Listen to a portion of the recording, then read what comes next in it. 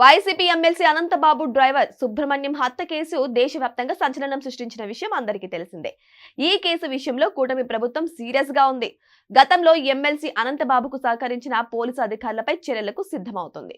ఈ కేసు దర్యాప్తులో ఉద్దేశపూర్వకంగా జాప్యం చేసిన నిందితులకు కొమ్ము కాసినా సహించేది లేదని ప్రభుత్వం స్పష్టం చేస్తుంది. ఇప్పటికే బాధ్యులైన అధికారులను సస్పెండ్ చేయగా ఇప్పుడు వారిపై క్రిమినల్ చర్యలు తీసుకునే దిశగా అడుగులు పడుతున్నాయి.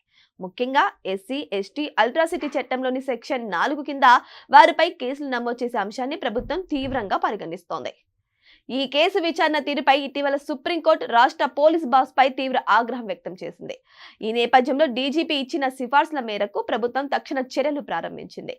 అడ్వకేట్ జనరల్, ఇతర న్యాయ నిపుణుల సలహాల మేరకు నిందితులకు సహకరించిన అధికారులపై ప్రాసిక్యూషన్ ప్రారంభించేందుకు రంగం సిద్ధమైంది. అసలు ఏం జరిగిందంటే 2022 మే నెలలో ఎమ్మెల్సీ అనంతబాబు వద్ద డ్రైవర్ గా పనిచేసిన సుబ్రహ్మణ్యం అనుమానాస్పద స్థితిలో మృతి చెందారు.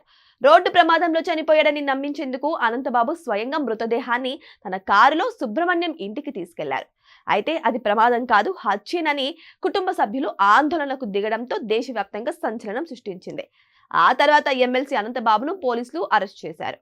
అప్పటి వైసీపీ ప్రభుత్వ హయాంలో పోలీసులు ఈ కేసును నీరుగార్చే ప్రయత్నం చేశారని, కీలక సాక్ష్యాలను తారుమారు చేశారని ఆరోపణలు ఉన్నాయి.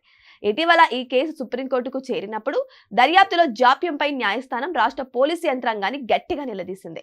దీంతో అలర్ట్ అయిన ప్రస్తుత కూటమి ప్రభుత్వం అనంతబాబుకు సహకరించిన అధికారుల జాబితాను సిద్ధం చేసి వారిపై కఠినమైన క్రిమినల్ చర్యలు తీసుకోవాలని నిర్ణయించింది.